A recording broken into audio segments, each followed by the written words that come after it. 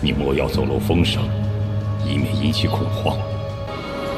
随后，中年至尊宣布众人可以自行行动，但每队不得超过5人。这意味着他们需要自行解决问题，考验他们的协作能力。曹雨生、长弓眼和龙女选择与10号结伴，而魔女则选择与谪仙同行。10号试图邀请月禅，却被无视，甚至被他调侃的咱家娃呢，生哪里了这句话气得失去往日的宁静。最后，3大至尊中的另外2人出现，宣布在某座古城附近出现了一头白麒麟幼兽，谁能带回，天神书院将倾尽全力栽培。这一消息让所有人都坐不住了，纷纷前往寻找。3大强者则在交流中提到，这头白麒麟幼兽身上有仙宝，且可能与轮回仙王有关，是验证轮回的关键。众人没有选择在山林中艰难跋涉，而是借助了传送阵。毕竟3大强者也觉得，如果让他们去穿山越岭，那得耗时几个月，太耽误事儿了。很快，10号他们回到了那座曾传出麒麟幼兽消息的城池。不过10号心里清楚，这趟估计很难找到小麒麟，因为这小家伙特别执拗，非得等到当年那个少女才会出事。除非有轮回出现，或者有人长得特别像那个少女，不然根本没戏。小胖子曹雨生凑过来问10号，这里之前不是有被黑暗侵蚀的人吗？你之前不是还杀了一对天神，毁掉一座祭坛，这次能不能再揪出些蛀虫来？10号摇摇头说，那都是碰巧，要是真一个个排查，太难了。那些人要是不主动暴露，根本发现不了。就在这时，远处传来一股冷冽的寒意，是无量天的那个金发男子。他冷冷地看了10号一眼，长弓眼提醒10号，这人不简单，要小心。10号也察觉到了对方的敌意，但他毫不畏惧，直接回了一句，想死你就过来。这2人从一开始就互不对付，注定早晚得有一战。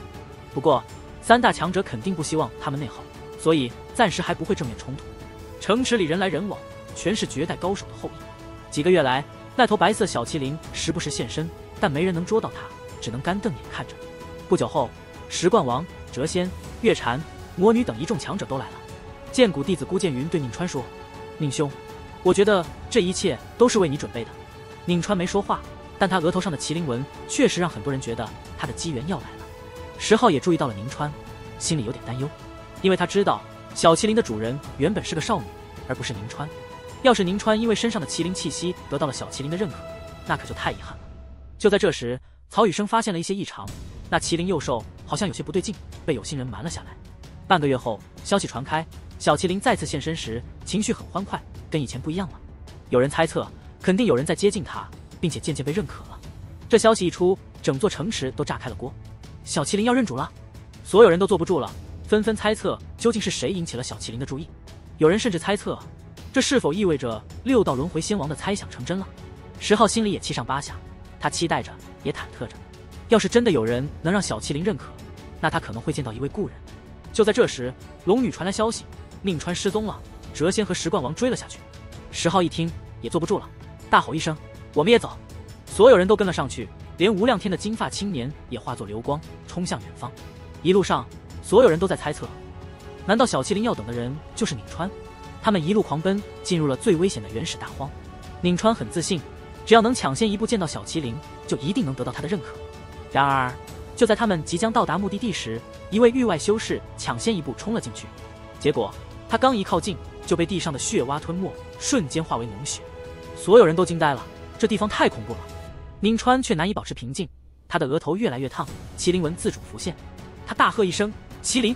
瞬间混沌气浮现，仙霞腾天，前方一座大山裂开，一头雪白的小麒麟冲了出来。更让人震惊的是，小麒麟身边还有一个少女，带着仙道气息。10号一下子呆住了，小麒麟真的等到了仙谷纪元的那位少女。他用天眼仔细一看，顿时石化了。很久之后，他才颤声说道，是他，竟然是他！难道他在这滚滚红尘中轮回吗？不光是10号，其他人也认出了那少女，一个个惊呼出声。曹雨生瞪大眼睛，一脸震惊，这丫头怎么跑这儿来了？龙女也皱眉道，她提前进入封印地了。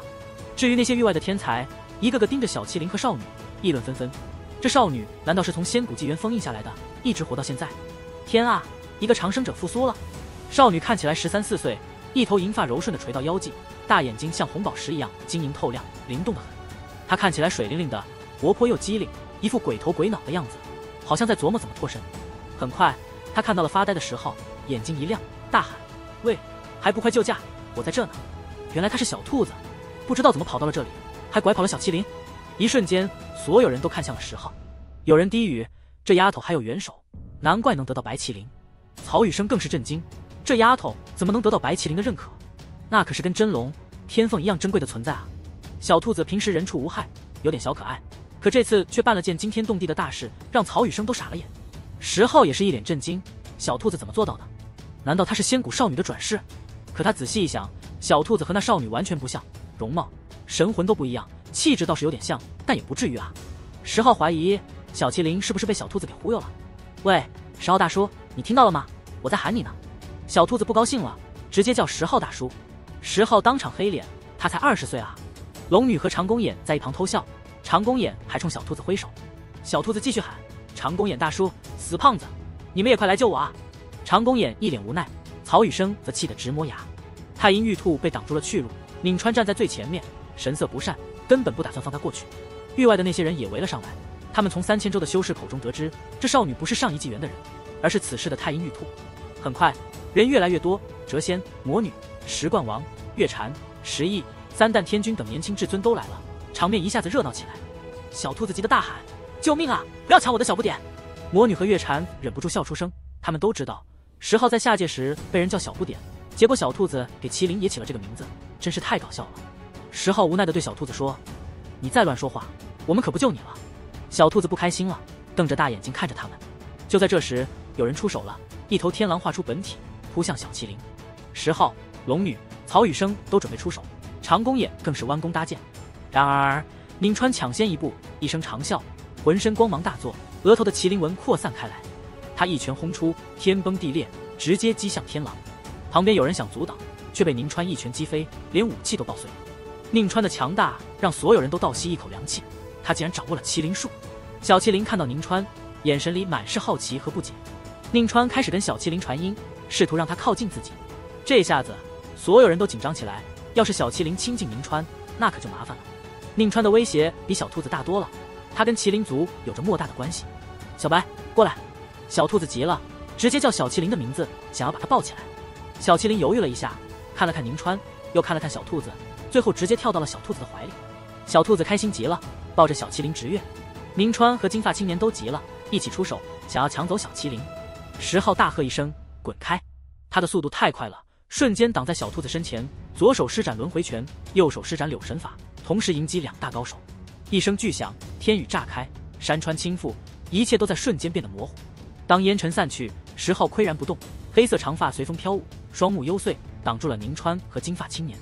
宁川和金发青年都皱起了眉头，他们知道石浩太强了，要是真打起来，那可就是一场搏命之战。一群人聚集在这儿，就是为了抢那头白麒麟幼崽。石浩一夫当关，独自面对宁川、金发男子等人。金发男子开口了：这麒麟我要定了。他志在必得，想把麒麟带回无量天，因为麒麟血对他们族中的古祖来说作用太大了，而且要是麒麟认主，他的未来肯定一片光明。石浩嗤笑一声：你当自己是谁？想要就要？他一点都不怕，特别淡定。宁川也开口了：我跟这麒麟有缘。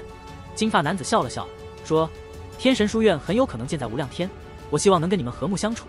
这话明显是在威胁石浩，意思是无量天的势力很强，要是关系不好，以后肯定麻烦不断。石浩目光平和，但一股无形的压力已经扩散开来。他讨厌别人威胁自己。小兔子在后面气得直跳脚，瞪着大眼睛对金发男子叫嚷：哇呀呀，太可恨了，抢我的小白，还威胁我们，去死！气氛一下子紧张起来，域外的修士纷纷逼近，跟金发男子站在一起。宁川身边也出现了孤剑云等人，准备跟他共进退。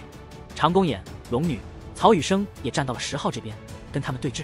石冠王、谪仙、石翼、魔女、月蝉等人则站在远处观战。曹雨生问小兔子：兔子，你怎么跑这儿来了？还捉到了一头小兽？小兔子还没回答，曹雨生就自言自语说道：是麒麟吧？回头蒸着吃还是煮着吃？小兔子一听急了：死胖子，你在乱说什么？别叫我家小白！小麒麟也开口了：胖子，等我长大后把你喂天角蚁。天角蚁是10凶之一，特别强大。石浩问小麒麟：你觉得这只兔子就是前世那个女孩吗？小麒麟看了看太阴玉兔，又看了看宁川，神色有点古怪。还没等他回答，金发男子就出手了，手中出现一杆黄金长枪，猛力一抖，枪尖破碎虚空，朝石浩刺来。这一枪威力巨大，足以钉死一名天神。然而石浩徒手对抗，避过枪尖，以掌刀斩在神兵上。一瞬间，火星四溅，两人间的秩序规则交织，如同一片闪电笼罩。10号拔出大罗仙剑，跟黄金长枪撞在一起，神芒炸开，天地间秩序神链交织。结果，黄金长枪被剑胎斩裂，精华被吸收，化成破烂金属块屑。金发男子大叫，试图夺回长枪，但已经晚了。剑胎吸收掉仙金精华后，越发灿烂，还引来了雷劫。所有人都被这剑胎吓到了。此时，域外其他高手也动了，跟10号交手。10号动用了雷地法，一人独对数人，如同战神一般，符文密布，圣光滔滔。宁川也出手了，冲向小兔子。10号大喝一声，退到小兔子身边，阻挡宁川。金发男子领着几人又杀了过来，一场龙争虎斗就此展开。10号有选择性的攻击，先解决弱者，把域外的修士打得落花流水。金发男子也被10号一拳击中，七窍流血。宁川跟10号对战，10号越发从容，喝道：“宁川，在仙谷一地时，你便被我杀得遁走，现在还想自寻死路吗？”这话一出，所有人都动容了。10号和宁川的对决堪称9天10地的年轻霸主之战，两人都是拥有3道仙气的绝顶天才，让所有人都惊心动魄。他们曾经多次交手，可以说是宿敌，如今再次对上，针尖对麦芒，谁也不让谁。宁川喝道：“荒！今日一战，我要一雪前耻！”他原本超尘脱俗，此时却带着杀意，瞳孔化成符文，捏着麒麟印，背负天图，霸气出手。10号也不甘示弱，两人激烈搏杀，璀璨的古文四溅，天地间一片绚烂。突然，3大中年至尊出现，一指点出，将10号和宁川分开，时间仿佛都静止了。其中一人开口道：“战乱将起，你们不能在这里内耗。”10号却追问：“我是醉血后人，今日想问个明白，当年的事究竟是怎么回事？”3大至尊沉默片刻，最终只说：“这是陈年旧事，日后再论。”10号心中一震，感觉到了3大至尊的忌惮。随后，3大至尊带着众人返回地城。